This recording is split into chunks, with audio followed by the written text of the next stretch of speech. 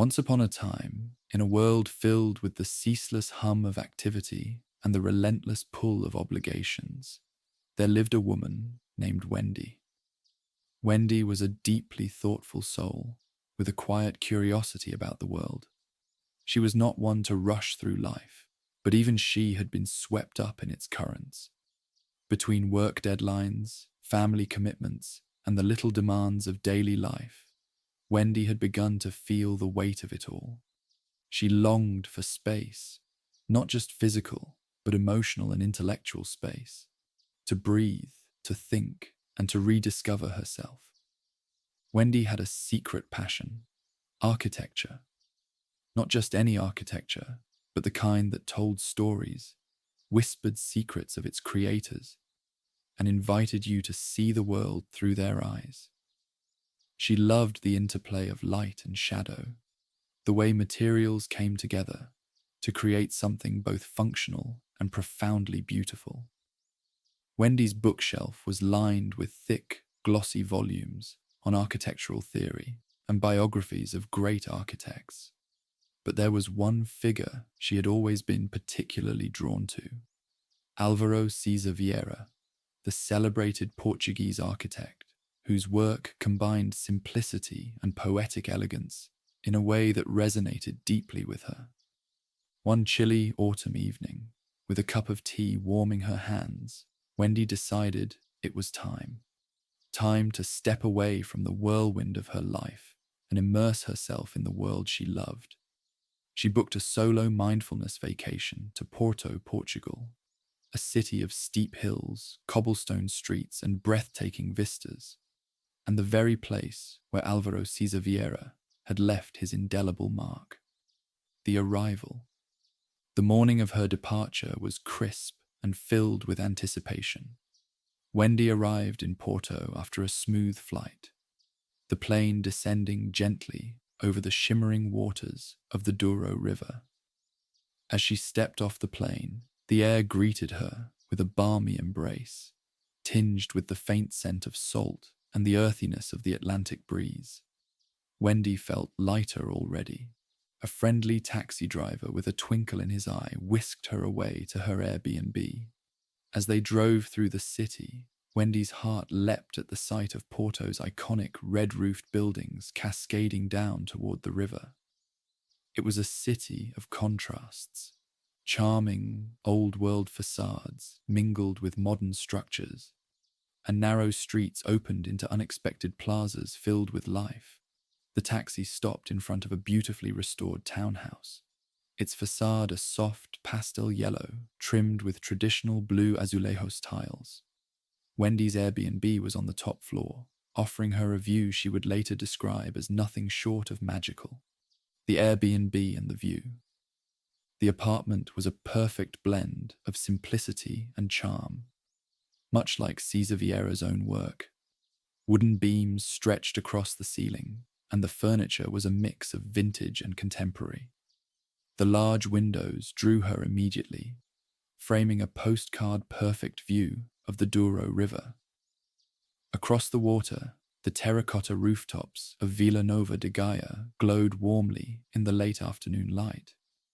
She could see the famous Dom Luís I bridge spanning the river, its iron arch a testament to the city's engineering prowess. As she unpacked, Wendy felt the stress of home dissolve into the quiet joy of being in a place where time seemed to slow. She brewed herself a cup of strong Portuguese coffee and settled by the window, letting her gaze wander across the cityscape. The architecture called to her: old churches with Baroque details, colourful facades with laundry fluttering on balconies, and modern buildings tucked into the fabric of the city as though they had always belonged. A meal to remember. That evening, Wendy ventured out to a nearby restaurant recommended by her Airbnb host. The place was tucked away in a quiet alley, lit by the warm glow of lanterns.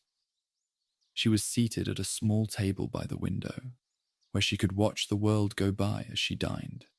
The waiter, an older gentleman with a kind smile, brought her a glass of vinho verde, a light, slightly effervescent wine that tasted of sunshine and green fields.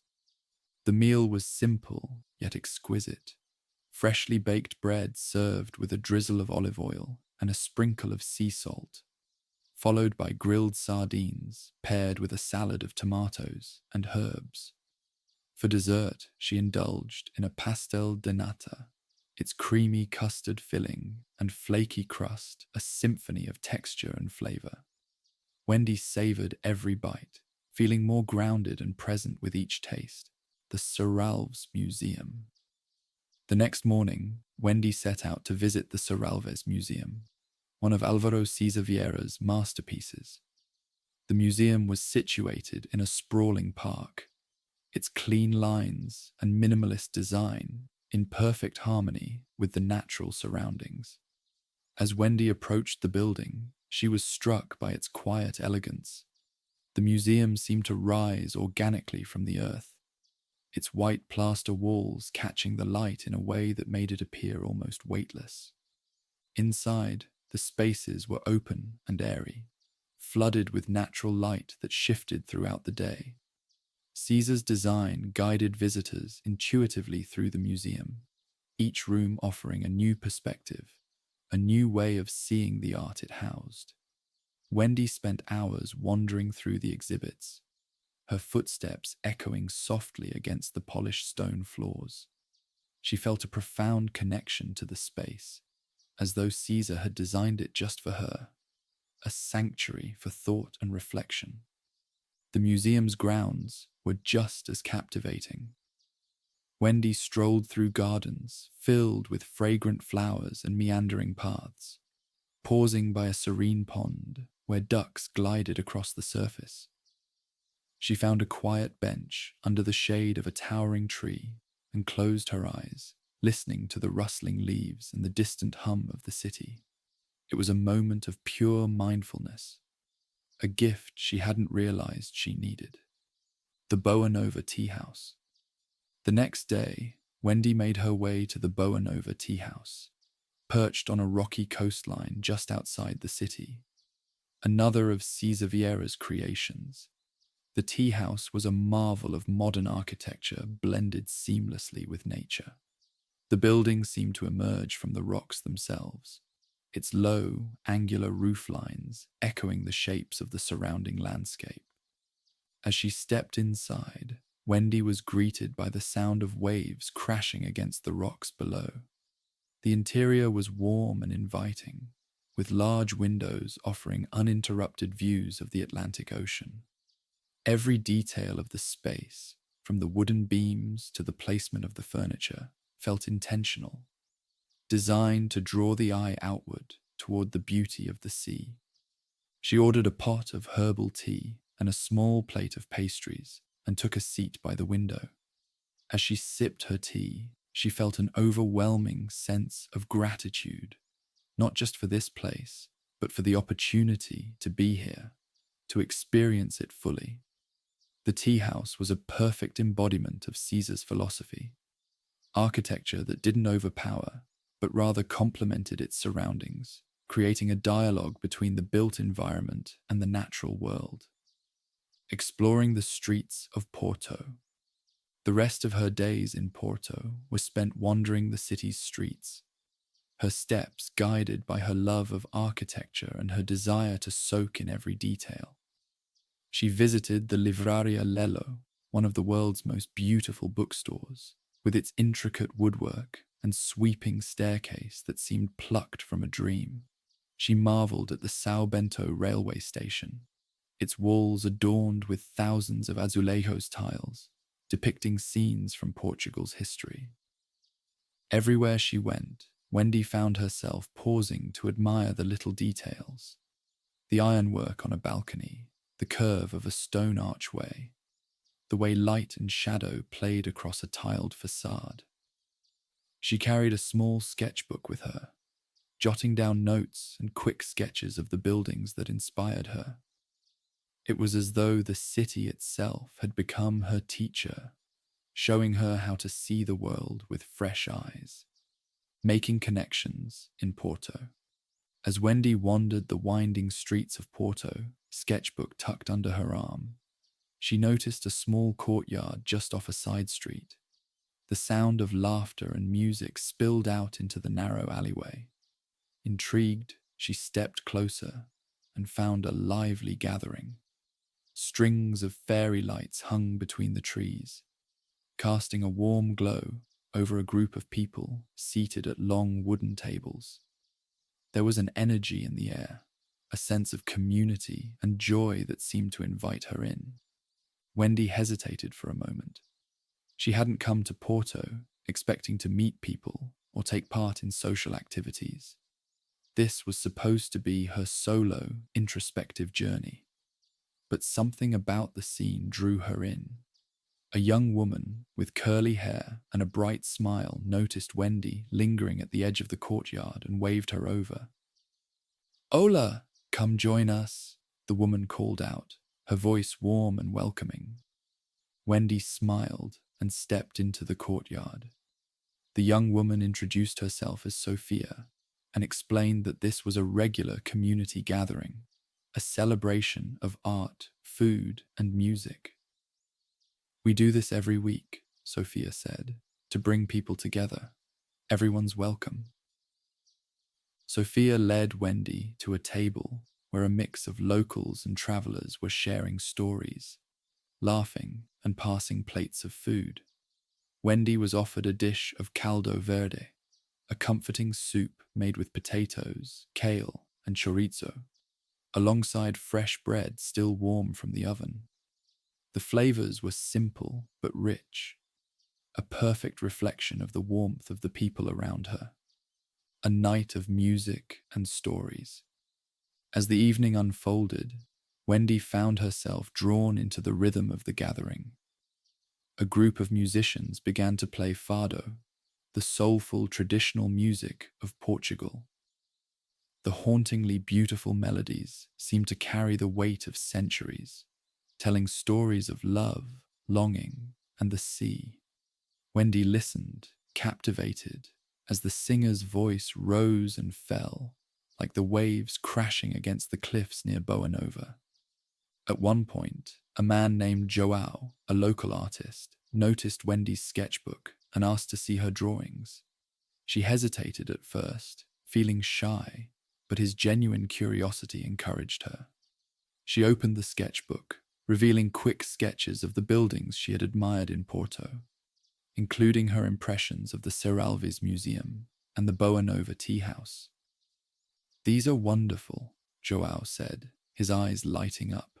"You've captured the soul of the architecture. Álvaro César Vieira himself would be impressed." Joao's enthusiasm sparked a lively discussion among the group. Wendy found herself talking about her love of architecture, how she'd been inspired by César Vieira's philosophy of creating spaces that felt alive, in harmony with their surroundings. Joao and Sophia shared their own perspectives, speaking about how the architecture of Porto influenced their daily lives and creative pursuits. It was a rare and beautiful moment of connection. Strangers brought together by a shared appreciation for art, beauty, and the human experience. A creative collaboration. Later that evening, Joao suggested they all work on a collaborative art piece. He brought out a large sheet of paper and laid it on one of the tables, along with a collection of pencils, charcoal, and brushes. "Everyone adds something," he explained. "It doesn't have to be perfect, it just has to be honest." Wendy hesitated, unsure of where to start, but Sophia handed her a pencil with an encouraging smile. Wendy began with a simple sketch of the Dom Luis I Bridge, its iconic iron arch spanning the river. Others added their own touches, a burst of colour here, an abstract shape there. The artwork grew organically, becoming a tapestry of individual contributions that somehow blended into a cohesive whole. As they worked, Wendy felt a sense of freedom she hadn't experienced in years. There was no pressure to be perfect, no judgment, only the joy of creating something together. By the time they finished, the artwork was a vibrant reflection of the evening itself, full of warmth, spontaneity, and connection. Late-night conversations. As the night wore on, the crowd began to thin, but Wendy stayed, drawn to the intimate atmosphere that remained. She and Sophia found themselves sitting on a bench under the fairy lights, sipping glasses of port wine and talking about life. Sophia shared her love for Porto, the city where she'd grown up. It's a place that holds on to its traditions, but also embraces change, she said. It's small enough to feel like home, but big enough to surprise you. Wendy opened up about why she had come to Porto, the stress she had left behind, her love of Álvaro César Vieira's work, and her desire to reconnect with herself. Sophia listened intently, nodding in understanding. Sometimes, Sophia said softly, we have to step away from our lives to see them clearly. But what you found here, you can take it with you. The peace, the inspiration, it's already inside you. Wendy smiled, realizing how true those words were. This trip had been about finding herself, but in the process, she had also found connection, inspiration, and the courage to embrace life fully. Walking home, as the gathering wound down, Sophia walked Wendy back to her Airbnb. The streets were quiet now, the city sitting in the soft glow of streetlights. The air was cool, carrying the faint scent of the sea. Wendy felt a deep sense of contentment as they walked, their conversation punctuated by moments of comfortable silence.